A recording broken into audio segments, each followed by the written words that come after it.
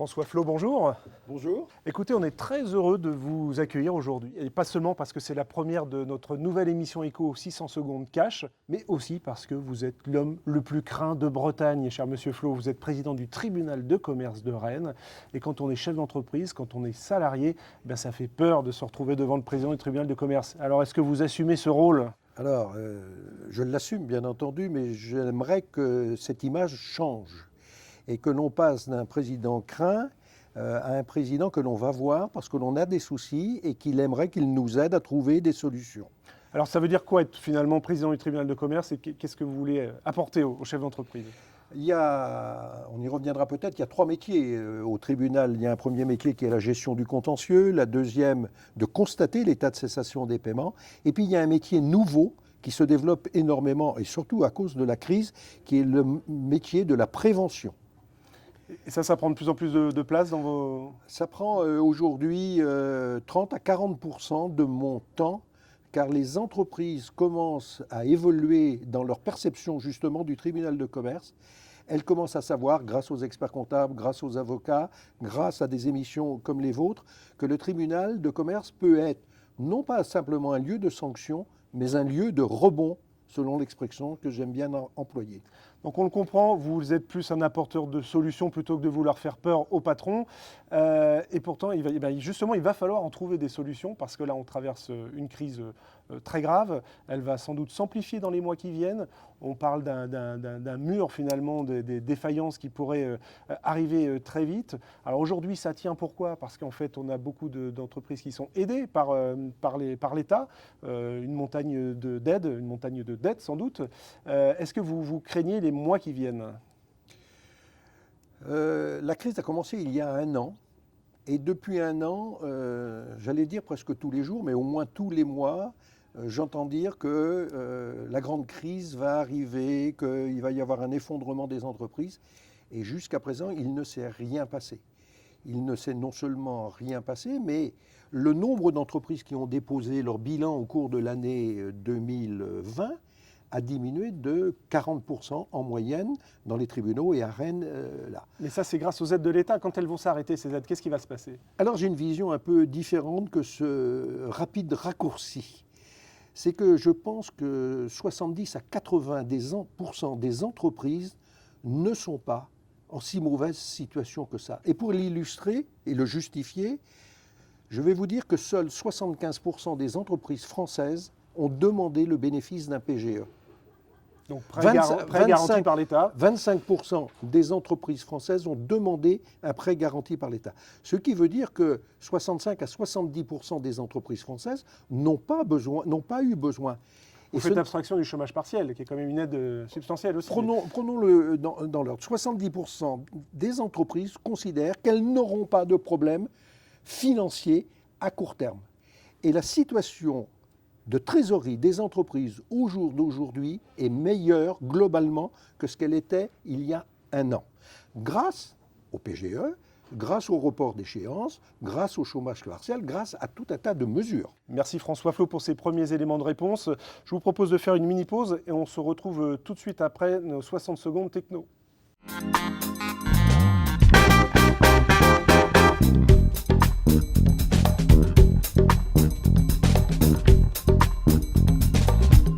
Les cyberattaques font partie du quotidien des entreprises françaises. En 1 an, elles ont même été multipliées par 4. En quelques secondes, une entreprise, une mairie ou un hôpital peuvent être totalement paralysés.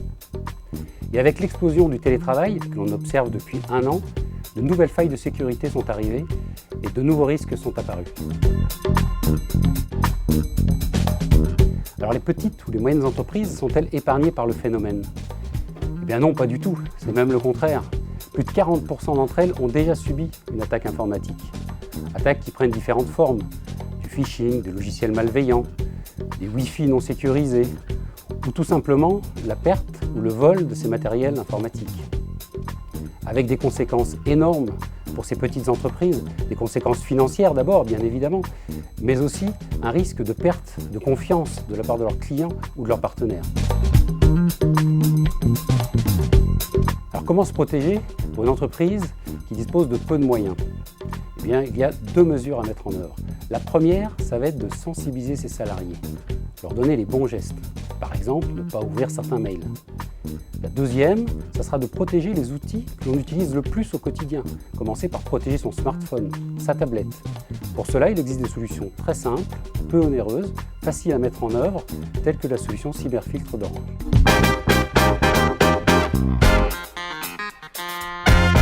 Nous voilà de retour sur le plateau de 600 secondes de cash et nous sommes avec François Flot, le président du tribunal de commerce de Rennes. Alors François Flot, vous le disiez, vous ne craignez pas finalement une vague de défaillance. Je m'interrogeais quand même, quand on est chef d'entreprise, quand on est créateur d'entreprise, est-ce qu'on inclut dès le départ l'hypothèse de l'échec ? Parce que j'imagine que quand on est chef d'entreprise, on pense d'abord à la réussite, au succès de son aventure entrepreneuriale. Oui, on pense à l'échec, mais ça doit être logé dans un coin très à l'arrière de sa tête et toute la réflexion, toute l'énergie, toute l'action est concentrée sur la réussite, le développement, la satisfaction des salariés et la recherche d'une situation bénéficiaire le plus vite possible.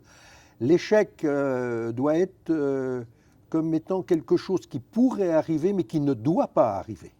Mais est-ce qu'on peut s'y préparer réellement ou finalement, quand vous voyez arriver les chefs d'entreprise au tribunal, ils découvrent tout ce qui va leur arriver finalement ? Non, on ne se prépare pas à l'échec. Et c'est simplement un certain nombre d'éléments d'information que l'on doit parfaitement identifier dans son entreprise comme étant les signes précurseurs de l'échec. Et c'est ce que nous essayons de faire avec la prévention. Quels sont les 2 ou 3 indicateurs qu'il faut surveiller et qui sont annonciateurs d'une situation très difficile. Et il y a un taux de succès important de la prévention quand les chefs d'entreprise viennent vous voir pour ça ? L'an passé, nous avons ouvert une centaine de préventions, 100 très exactement, et nous avons à l'heure actuelle réussi 99 conciliations, c'est-à-dire 99%, et la dernière qui n'est pas encore solutionnée est en cours de trouver une solution. Donc on a un taux de satisfaction de près de 100%. En général, on dit que c'est aux alentours de 70-80%. Donc la prévention est un moyen de se sortir des difficultés que l'on peut rencontrer. Alors François Flot, je vais peut-être vous poser une question un peu plus personnelle. Vous avez travaillé pendant plusieurs années avec Louis Leduffe, grand capitaine d'industrie, mais chef d'entreprise au caractère bien affirmé, parfois explosif. Est-ce que vous avez appris des choses auprès de lui ? J'ai énormément appris à ses côtés. Qu'est-ce que j'ai appris de plus important ? La première chose, c'est qu'on ne doit jamais être totalement satisfait de ce que l'on vient de faire. On peut toujours faire mieux, il faut toujours se remettre en cause. La deuxième chose, c'est qu'une entreprise, c'est d'abord et avant tout une communauté d'hommes et de femmes. Et que quel que soit le rôle que chacun a dans l'entreprise, on doit y porter une grande attention. La troisième chose, c'est que si on veut garder les meilleurs avec soi ou si on veut recruter les meilleurs, il faut leur ouvrir des perspectives d'avenir. Donc, le développement du chiffre d'affaires, la conquête de nouveaux territoires, la conquête de nouvelles ambitions doit être permanente. Ce sont les 3 idées fondamentales que j'ai retenues. Donc plutôt une expérience positive quand même. Très positive. Bon, on se retrouve encore tout de suite après cette petite pause. François Flot, merci.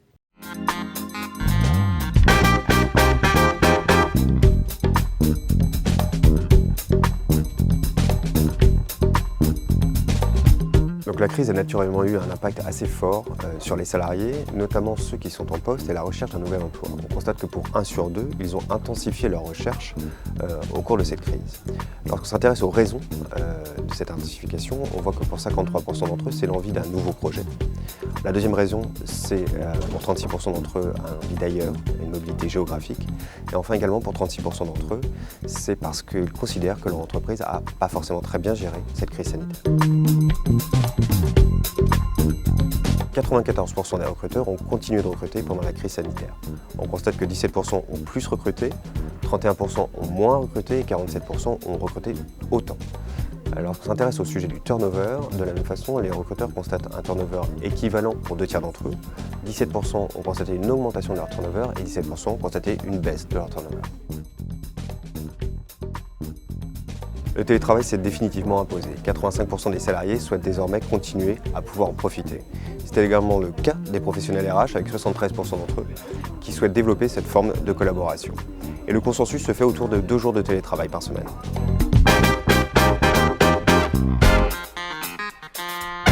Nous voici de retour sur le plateau de 600 secondes cash avec François Flot, président du tribunal de commerce de Rennes. Le temps passe très vite. Une dernière question et en guise de conclusion, j'ai une petite surprise pour vous, François Flot. Je vous ai emmené ici, regardez, 5,10 €. Est-ce que ça vous parle?